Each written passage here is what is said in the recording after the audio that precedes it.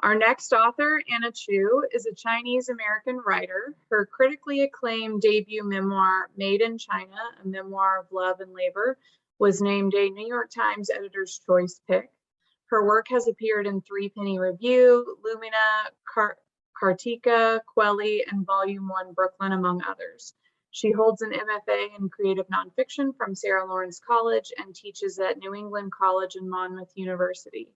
On a personal note, I have been so looking forward to having Anna speak to this audience for well over a year now since I heard about the concept of this book. So I'm thrilled to be able to present her to you all today. Hello. Thank you so much for that beautiful intro, Spencer. When I was 15, my guidance counselor and I agreed to report my parents to the authorities for the number of hours they put me to work in their sweatshop in Queens, New York. I had mixed feelings about this. I didn't want my parents to get in trouble. It wasn't working at the factory that I minded. It was how my mother treated me differently from our other children from a new marriage. I minded the beatings, the neglect, the shame she forced on me. But my guidance counselor said that the Office of Child and Family Services didn't care about any of that. They cared about the hours I worked, which at that point was exceeding child labor laws. So we made the call, and it worked. Immediately, I no longer had to work at my parents' factory, and they sent over a social worker that began to meet with my mother and me, working on tangible solutions in what seemed like an impossible situation. I was able to volunteer for school credit, get a part-time job, open up a bank account, hang out with friends, go do all of the things teens did back then. But it came at a cost. Any semblance of a relationship with my family was severed. I had aired dirty laundry that I should have been ashamed of talking about. When I first began writing, Made in China was about pushing back against that shame, about valuing myself and learning to stand up for myself at the intersections of my Chinese and American identities. I wanted to write against the model minority myth and find space for common immigrant narratives so often overlooked. My story only made sense in a landscape of their story, of my parents' story, and the way we treat immigrants in this country. I wanted to write about all the people that I worked beside at the factory, the everyday struggles of people in this country that live on the margins of our society, the people that couldn't speak English, but showed me kindness in other ways.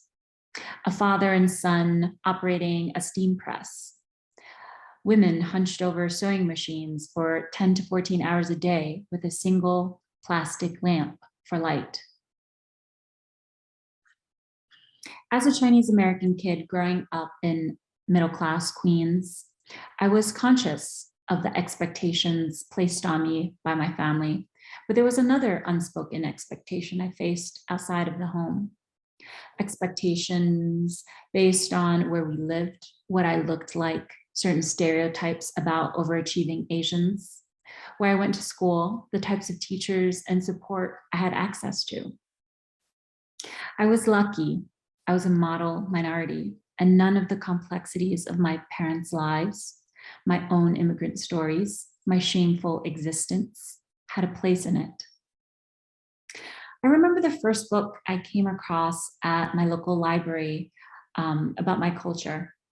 It was Pearl S. Buck's The Good Earth. I loved the visceral way she described the human experience. But for years, I didn't understand why white women had written it. Where were the writers that looked like me, that told stories of my people? I began to write to validate my own experiences. I wrote to reveal the reality of my childhood, the culture of abuse, the selfishness of survival, and the complex cost of immigration. But then in 2015, everything changed. My grandfather, the person that had raised me to the age of 7 in China, had passed away. I was estranged from my family and only found out months later in passing. In grief, I wrote to the Office of Children and Family Services in New York for copies of my family's record. When they arrived a few weeks later, I was stunned by what the records revealed. The abuse was, quote, unquote, unfounded, the document said. In that moment, I felt everything I had endured as a child had officially been erased. I had spent the better half of my life believing that by being brave, by calling child services, I had done the right thing, the hard thing. Suddenly, right and wrong seemed objective, obsolete even. It took months before I could face the hard truth of the document. That while I had assumed child services, America, had come to my aid, they had found nothing amiss in my experience. I began to wonder about all of those other children in the same unfounded category. I looked up data and found the numbers staggering. According to Child Maltreatment 2019, a report based on data submitted by State Child Protective Services, 83.3% of children investigated were found to be non-victims or received an alternative response. I was part of that 80%. When I finally was able to write again, I began to question both societies who had raised me, the China I was born into and our collective narrative, stories that shaped our community, stories my grandmother told over and over, stories I was telling in my own lifetime, and the America that nourished and educated me, an America that fights for equality and protects those that cannot protect themselves. While Made in China, a memoir of love and labor, is about arriving at a single moment of perceived betrayal, reporting my parents, the authorities, for putting me to work in their sweatshop, and the aftermath of learning the report was unfounded by child services, it is also a window into the ways both the Chinese and American culture continue to inherently fail and silence us.